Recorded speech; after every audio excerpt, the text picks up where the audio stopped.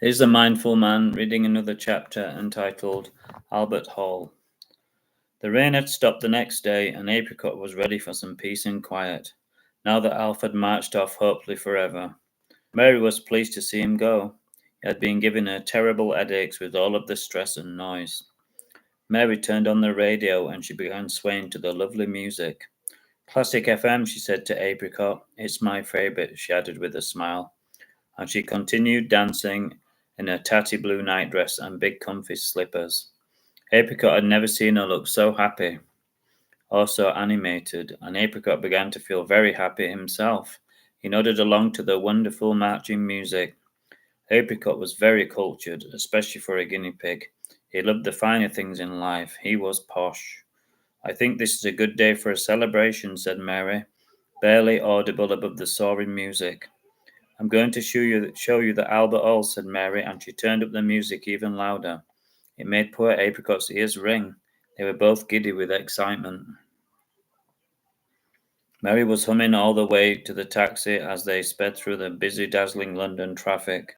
Apricot finally climbed out of the bag and he sat in her lap and peered out at the road.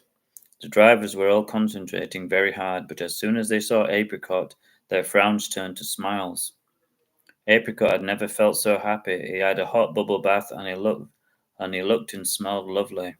His coat had never looked so sleek and shiny, he thought. Mary was wearing her favourite black dress and a string of pearls. She looked elegant and classy. It was just the way she wanted.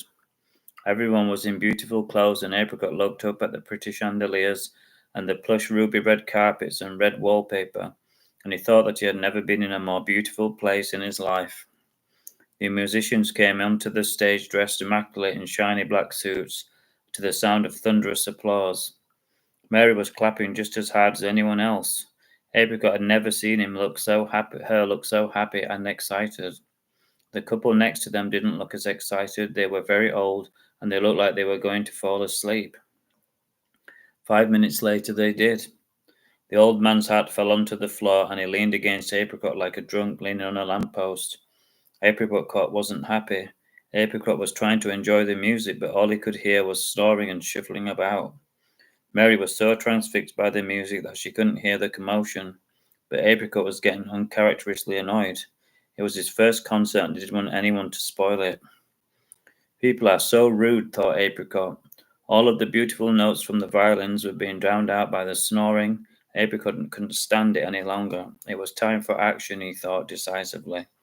He jumped out of the bag without Mary noticing, and he crouched down near the man's sweaty sock. Apricot had never bitten anyone before, but he had often thought about it. There was a triangle of lovely pink flesh in front of him, and he sunk his teeth into it. Yikes! Shouted the annoying old man, as the musicians briefly gave him stern looks, and Mary tutted. Apricot scuttled back to his comfy seat as the man rubbed at his burning leg. There must be mice in here, he said to his wife.